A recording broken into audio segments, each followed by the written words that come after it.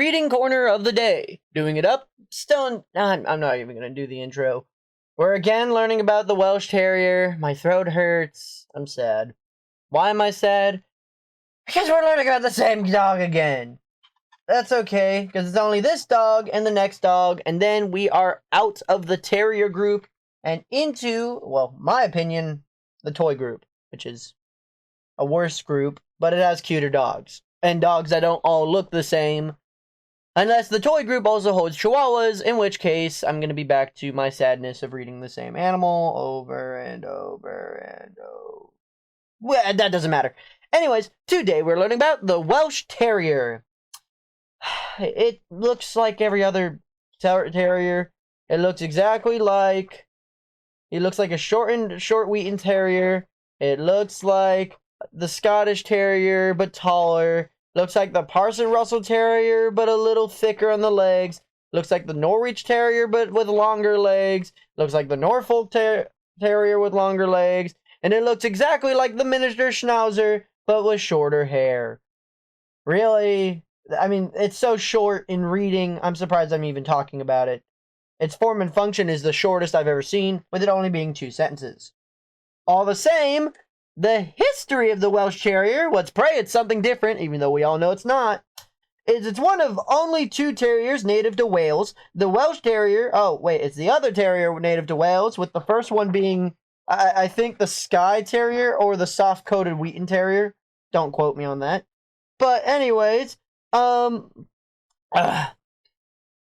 of only 2 terriers native to Wales, the Welsh Terrier probably descended from an old black and tan rough terrier that was popular in Britain in the 18th and 19th centuries. By the late 1700s, a distinctive strain known as the Ynsfor was running with otterhounds in North Wales. By the same time, a similar dog, the Old English broken-haired terrier, was being bred in the North England. The 2 strains were so similar that they began to be shown. The same dog could be complete successfully as either breed, and they're classified together. Eventually, they all became known as Welsh Terriers, regardless of their origin. After all, I'm becoming a dog. Both strains had shared similar backgrounds and were used to hunt otter, fox, and badger. Sheesh, I wonder what other terrier has been known for hunting fox, otter, and terrier. Or otter... you know what I'm talking about. In 1886... What? The English Kennel Club recognized the breed. The early dogs were so rough to competitive in the show ring, and breeders sought to improve the Welsh lines, not only selective breeding, but also with crosses of the racier wire fox terrier. The result was a dog that in some ways resembles a miniature Airedale Terrier. It became a competitive show dog, but in the same reason and other attained the heights of the show ring success that long-legged terriers have achieved. Well, now that it's a terrier of Wales that has hunted otters and foxes, then went into the show ring. Never heard that before. What's the temperament? How does it do with kids? I'm going to tell you this, probably either not well at all or pretty good.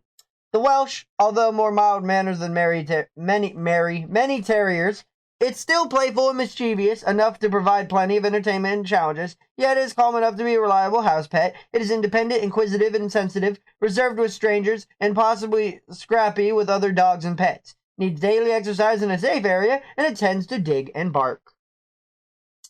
Well, what's the upkeep? How do I keep my Welsh Terrier in check? Well, the Welsh Terrier needs a moderate walk on a leash every day and an invigorating play session. If allowed to run off leash, it should be in a safe area because it tends to hunt. The Welsh can live happily outdoors during nice weather and should sleep inside in cold weather. And it does best when allowed to access to a house and yard. Its wiry jacket needs combing 2 to 3 times weekly, plus shaping every 3 months. Shaping for pets is by clipping, and for show dogs is by stripping. Clipping softens the coat texture and alters the color, and the ears of the puppies may need to be trained in order to ensure proper adult shape. Now, for the worst part of it, the health. Major concerns are nothing. Minor concerns are lung luxation and glaucoma. They're occasionally seen with allergies and seizures, which is sad. My dog also has that. Suggested tests are for the eye, and the lifespan is 12 to 14 years. Now, what's the form? What's the function? What do they look like without pictures? Well, this is a square proportioned, compact, sturdy dog of medium size, capable of running at a good speed for long distances, and then bolting or dispatching its quarry. Its gait is free and effortless, with a good reach and drive. Its coat is double with a short, soft undercoat and a hard, dense, wiry outer coat. The expression and demeanor are confident and alert. Now, for the final section of today's episode, the tier list. 5 is best, 4 is better, 3 is average, 2 is worse, and 1 is the worst, unless it comes to grooming.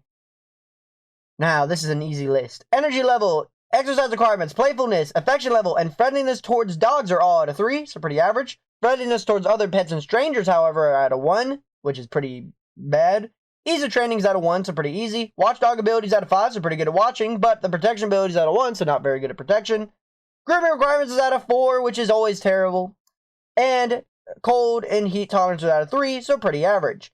The healthy weight of a male and female Welsh Terrier is 20 pounds, and the height of the average male Welsh Terrier is 15 to 15.5 inches, and for female, it just says the word smaller.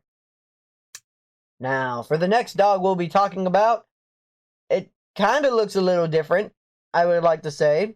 I think I've actually pet one of these dogs recently in real life. And it's also the final animal for the terrier group, and it is, even though it's the final one, I'm still not going to tell you. So, I hope you guys do a fantastic, wonderful day. Be polite, be efficient, make sure to like, comment, and subscribe. And, did I say that word weird? Subscribe? I don't know.